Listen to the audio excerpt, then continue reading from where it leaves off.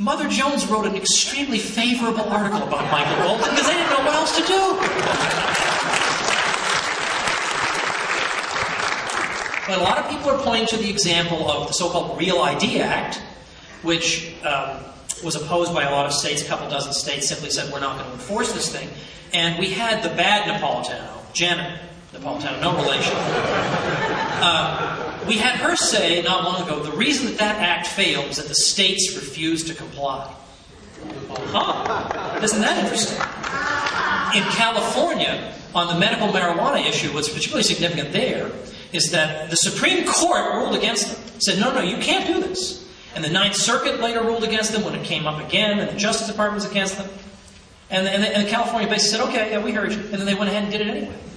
And now the Obama people are saying, okay, well, we're not really going to come after you. Aha, well, you see, all right, very interesting. But even more interesting is, you think to yourself, well, I hate marijuana. Well, it doesn't matter. I'm going to talk about this later. But what's significant is, look at the 3 states that joined with California filing amicus briefs in that case. Mississippi, Louisiana, and Alabama. How do you think those governments feel about marijuana? And yet they joined with California on the grounds that, yes, we think your law is stupid, but we also believe that the Constitution leaves you perfectly at liberty to have a law like that. Aha, consistency.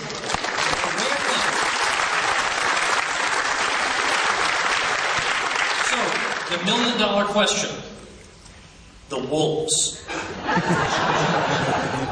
All right, now I've been reading about this wolf thing. I think I've got it down. Okay, I think I understand what's going on here. But, in effect, I hope you won't think it's a cop-out. I'm going to be talking to some people about the wolves tomorrow in a little bit more detail. But ultimately, what I want to do with this book was to give people the history to defend themselves when they're in... You're going to be smeared if you support this. I'm just telling you right now. They're going to call you all kinds of names. Okay, wear it as a badge of honor. Exactly. Good. I don't want the New York Times to like me, then I'll wonder if I'm wasting my time. Okay. I want people to be able to defend themselves, have all the evidence, because the other side, people who are going to be highly critical of you in a really insulting way, they're not going to know this stuff. You'll know. I wanted to do that. I want to give people the tools necessary, but then say, you have to decide in your state or your region, what is the issue that you think can unite a lot of people? Where a lot of people, maybe across partisan lines, across philosophical lines, can say, well, look, we have a lot of disagreements. This is ridiculous. We can't even make a decision about wolves. I mean, could you imagine anybody ratifying the Constitution thinking that someday the federal government would tell them what their wolf policy had to be? I mean, really, it's ridiculous. The question answers itself. Could you imagine that?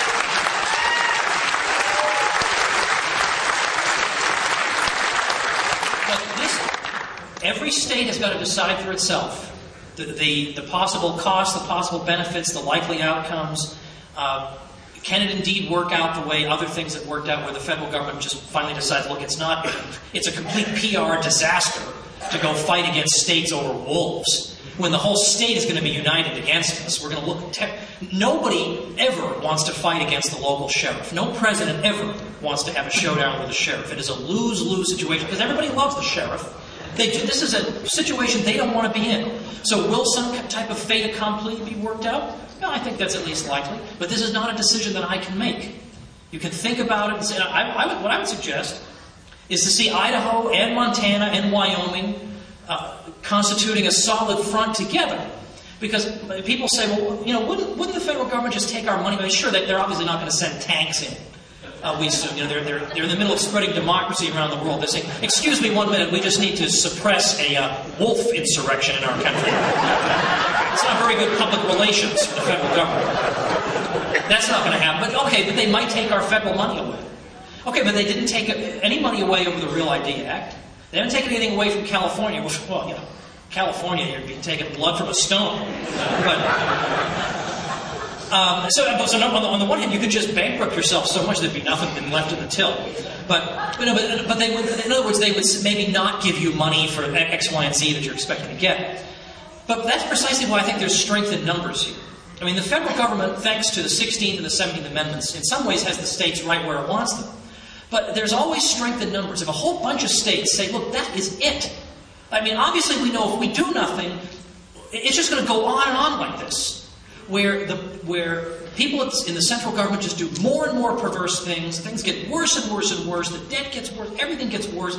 More and more is demanded of us. Less and less is given to us. Over and over. Like, we know this is going to happen. So what the heck? We've got to do something. We have to, in effect, make history right now. And if we had 10 states saying we're not doing this and another dozen saying we're not doing that, are they going to take the money away from everybody? Well, what's going to happen? One state's going to get all the highway money? I mean, really. So there are a lot of things we can do, a lot of things we can try. We could even try the constitutional amendment proposal from Professor Randy Barnett, where he says, if 2/3 of the states declare a federal law to be unconstitutional, it is hereby repealed. Okay, well, that's not a bad start. Now that, and I put that in the book, I said I would accept that as step one. I wouldn't be settled for that, but I would take it as step one, because it belongs to the spirit of the principles of 98, the idea that the federal government has to be limited, if it can be limited, by something other than itself. Now, I happen to think 2/3, how about a simple majority, like, how about 26? If 26 states say something's unconstitutional, then it should be repealed. I mean, of course, most of these things should be repealed. All of them should be repealed. There doesn't have to be a federal policy on every single thing in the world. That's all. That's the great liberating insight that I leave you with. Next week, I begin teaching a little course. You wonder, how do I make a living after all? I mean, do I just give speeches all day? Like, how does this guy do this? I used to be a professor, and I did enjoy that actually very much. And I still stay in touch with some of my students, and it was a very valuable thing.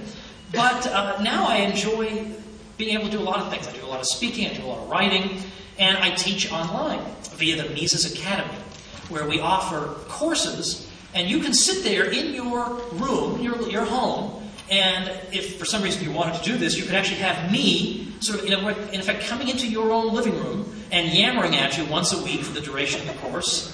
And so I just finished a course on the history of the Great Depression and the New Deal.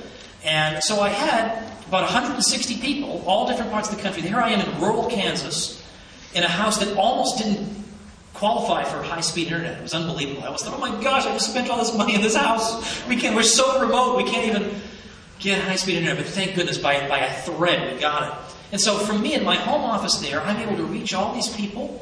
And I talk, and then I take questions, and then what typically happens is at that point, you can leave, or you can just stay and we'll chit-chat. And we would just chit-chat for just hours and just talking about whatever. And it was just great fun. My wife would be, up there sending me text messages like, are you going to come up to bed, or what in the world is going on? But I hope some of you consider joining me for that, because what we're going to do starting next week is I'm doing a 4-week course on nullification, where we're going to look at, of course, the history, the theory, but then we're going to look at the primary source documents. So we're going to look at a lot of stuff that I hadn't been put in the book. We're going to look at the key debates in American history, the Webster-Hayne debate, and we're going to look at those documents and see what were the arguments pro and con, and where are they strong and where are they weak. And Joseph Story versus Abel Upshur, and debates of this nature, Webster-Calhoun, all this sort of thing. Andrew Jackson versus Littleton Waller Tazewell. And a lot of these people sound obscure because these debates have completely fallen down the memory hole. When I was at, this is my last point, when I was at Columbia University getting my PhD, just at random, I was in the library doing some research, and I stumbled across a pamphlet defending nullification by a judge, Abel Upshur, who later served in the cabinet under President Tyler. And it was the most compelling defense of nullification I had ever read. And it was published in 1833, reprinted in a magazine in 1835, and then never heard from again. The best document I've ever seen on this subject. So I put it in the book. I said, oh, why not, right? Let it see the light of day. I used to assign that to my college kids, because if it hasn't appeared in all this time, no one has written any cheat sheet essays on it.